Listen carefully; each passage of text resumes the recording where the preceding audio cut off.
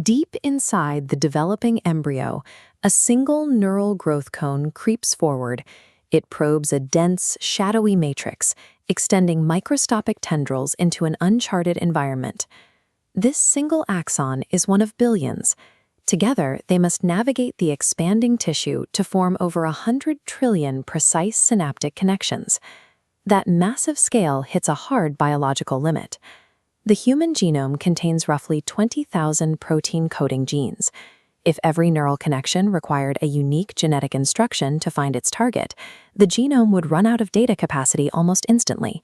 There is no physical space in our DNA to provide a distinct molecular identifier for every single synapse. A literal one-to-one wiring diagram encoded entirely in DNA is mathematically impossible.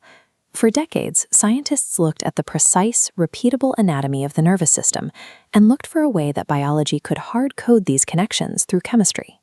In the mid-20th century, neurobiologist Roger Sperry offered a formal model for this intuition called the chemoaffinity theory. Sperry proposed a strict version of chemoaffinity. He hypothesized that early in development, every single neuron acquires a unique chemical identification tag. Under this model, axons find their targets using an absolute address code. Sperry envisioned gradients that would stamp each cell with its appropriate latitude and longitude, expressed as chemical values between the retina and the brain. This model of instructive guiding molecules drove the field of developmental neurobiology for 40 years. The central mystery of the field became finding these specific chemicals, the instructions that tell a trillion connections exactly where to go. Throughout the 1980s and 90s, the field of axon pathfinding was driven by a single motivation: to isolate Sperry's exact instructive address molecules. Scientist Friedrich Bonhoeffer designed elegant choice assays, offering growing retinal axons a choice between different target tissues to see which ones they preferred. These assays isolated the target cues, effrin molecules, and their receptors on the growth cones. Surprisingly, these were strictly repulsive signals. Axons don't grow to a specific address, they grow where least repelled, sorting themselves out through molecular interactions with neighbors. This is relative positioning. Mapping is achieved through probabilistic probing, where axons find their place based on local obstacles and peer competition. Precise spatial alignment can be generated dynamically through exclusion, without ever needing an absolute target coordinate. To see if attraction played a role in other systems, researchers looked at the developing spinal cord midline. In the 1990s, they discovered netrin, which became the textbook example of a long-range attractant. In this diagram of axon pathfinding, wild-type axons on the left grow downward, curving toward the dark floor plate. When the netrin gene is knocked out in the middle panel, pathfinding fails entirely. The axons wander without direction.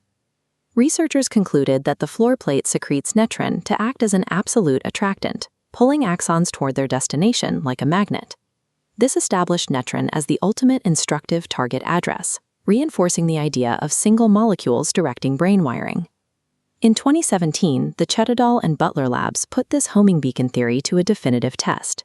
They reasoned that if netrin is truly a destination address, removing it strictly from the target destination should stop the axons from arriving. The right panel shows the result. When netrin was removed only from the floor plate, the axons reached the bottom anyway. Netrin is required along the growth path itself, functioning as a supportive environmental element, not a distant magnet. The growing axon relies on a shifting combination of factors, like sonic hedgehog and NEL2, depending on the exact time and location of its growth. Because removing the target signal doesn't stop the axon from finding its destination, the concept of a singular instructive target address becomes difficult to support. Biologists often categorize molecules as either instructive, meaning they direct growth, or permissive, meaning they merely allow growth. Modern research suggests these labels are part of a continuous gradient called composite instruction. A dominant factor like netrin can appear to be the primary instruction, but it relies on a permissive context to function. At the other end, a directional decision can be the composite property of dozens of minor factors, tissue stiffness, metabolic states, local gradients, where no single gene is the leader. True instruction is an emergent outcome, the result of multiple permissive factors constantly interacting in both space and time. This solves the mathematical bottleneck we identified at the start. From an information theory perspective, Sperry's unique ID tags map data one-to-one. They cannot generate new information. Factors like repulsion and relative positioning allow these growing axons to actively generate new spatial rules during development. Each molecular interaction adds new information to the system as it grows. This process is known as algorithmic growth. Ultimately, the human connectome functions as a brilliant self-assembling algorithm, actively calculating its own complex wiring diagram in real time.